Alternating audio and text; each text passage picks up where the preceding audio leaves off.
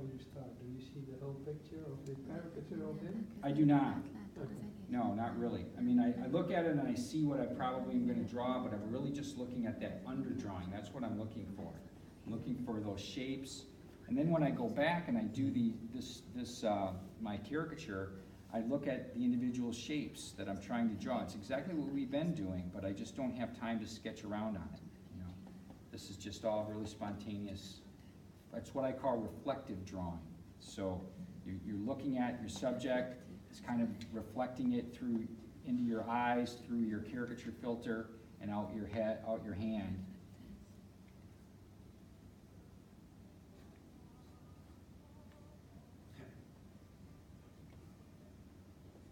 How long have you been drawing pictures now?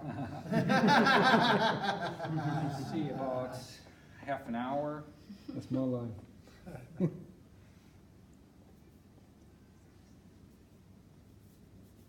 When was the last time you had your caricature done? Have you ever had it done? Yeah, well, I have a small collection of Oh, right, cool. so this time definitely you have a special place in that.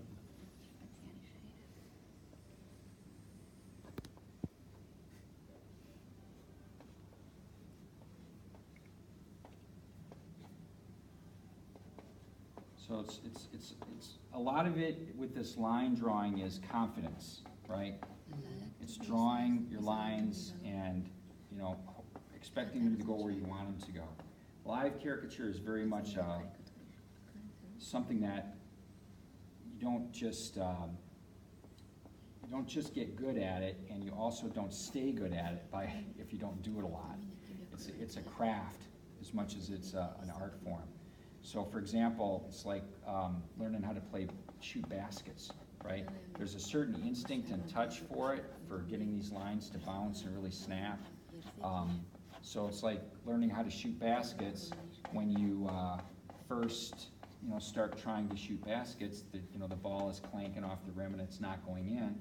And then after a lot of practice, you start to get a touch for it, and pretty soon the balls are going in. You're not even thinking about it anymore. They just go in, you shoot it, you throw them up, and in they go. Then you stop playing basketball for about 6 months and go back to shooting baskets again, and they're clanking again. You know, it's not like you forgot how to throw the basketball up there. You just lost the touch. You know, there's a touch to it, and that's what the way it is with live caricature and these kinds of spontaneous, quick line work. So you've got to. It's something you definitely have to practice. I get rusty at it real fast. When I go out to the parks and actually do caricatures for you know, one of my theme parks or something, it takes me half a day before my stuff starts popping again.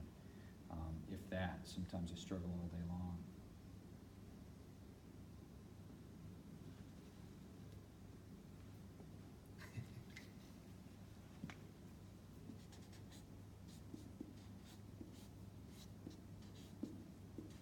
So that's a real soft lead pencil I just did it with, and then this is a blending stomp. So I'm just adding some gray tones and shading. And this is how you do them at theme park? Yep. Pencil? Yep, this is it. But even though it's pencil, I mean, I'm pressing so hard with this thing that I couldn't erase these lines even if I wanted to. Sure. You know, they wouldn't come off. I always thought that like the American theme park caricature stuff was all Sharpies for some reason. No, nobody uses Sharpies. Oh, really? A lot of caricature artists use markers, like some of the guys that work with us and artists that work with us use markers. So, a lot of them use Crayolas. Oh, okay. And some people use Marquettes and Copics. So there's a few different, you know, styles.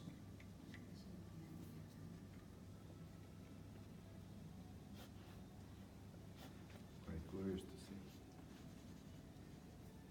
Oh, nice touch.